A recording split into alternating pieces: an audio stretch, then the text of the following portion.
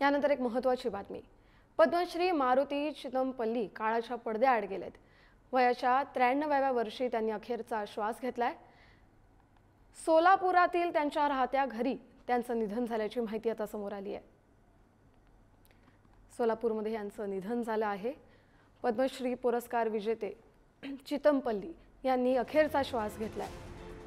मारुती चितमपल्ली यांनी सोलापुरातील त्यांच्या राहत्या घरी अखेरचा श्वास घेतलाय। वयाच्या 93व्या वर्षी त्यांचं निधन झालंय।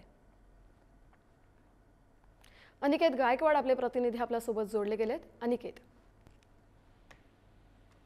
नक्कीच कस्तुरी, आपण जर बघितलं गेलं तर मारुती चितमपल्ली जे आहेत ते अरण्य ऋषी म्हणून संपूर्ण देशभरामध्ये त्यांचं नाव होतं आणि त्यांचं जे आहे ते 96व्या वर्षी जे आहे ते निधन झाल्याचं चित्र आपल्याला दिसून येते।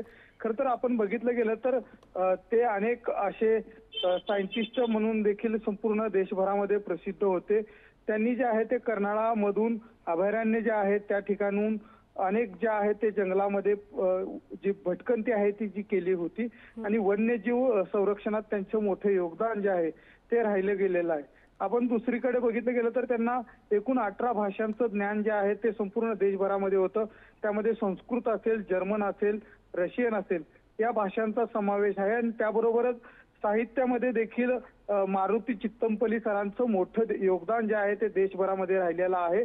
मराठी भाषेत ते वन्यजीव असतील, निसर्ग असेल, आदिवासी जीवनावरील विविध असे अंग असतील त्याच्यामधील देखील त्यांचं लेखन जे आहे ते मराठी साहित्यामध्ये जे मोठं स्थान जे आहे त्यांनी निर्माण केलं होतं। त्यामुळे एकंदरीत आपण जर बघितलं गेलं तर वन्यजीवांचे वर्तन असेल, वनस्पती असतील, पक्षी असतील, जंगलाशी संबंधित अनेक रहस्य असतील ते वाचकांसमोर ते वारंवार मांडले गेलेले आहेत।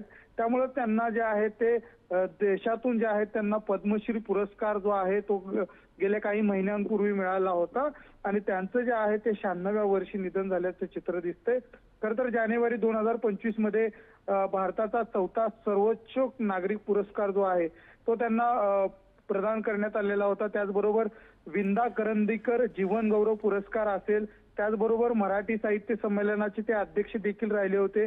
2006 मध्ये सोलापूरमध्ये झालेल्या मराठी साहित्य संमेलनाचं अध्यक्ष देखील मारुती चितमपल्ली सरांनी जे आहे ते भूषवलं होतं। त्यामुळे एकंदरीत लेखनातून महाराष्ट्रातील जंगलांना एक ज्ञानवर्धक वर्ग असेल, त्याचबरोबर कविता असतील, याबरोबरच अतंग असं जे आहे ते संरक्षणाची जी आहे ती जबाबदारी मारुती चितमपल्ली सरांनी घेतली होती। त्यामुळे एकंदरीत आपण जर बघितलं गेलं तर अनेक वेगवेगळ्या पद्धतीचं साहित्य जे आहे ते जंगल असेल, त्याचबरोबर वेगवेगळं साहित्य असेल ते मारुती चितमपल्ली सरांनी लिहिल्याचं चित्र दिसतंय। खरं तर 5 नोव्हेंबर 1932 रोजी जे आहे ते सोलापूरमध्ये मारुती चितमपल्ली सरांचा जन्म झाला होता आणि त्याचबरोबर त्यांचं प्राथमिक शिक्षण देखील सोलापूरमध्ये झालं। 36 वर्ष वनाधिकारी म्हणून त्यांनी जे आहे ती सेवा बजावली होती।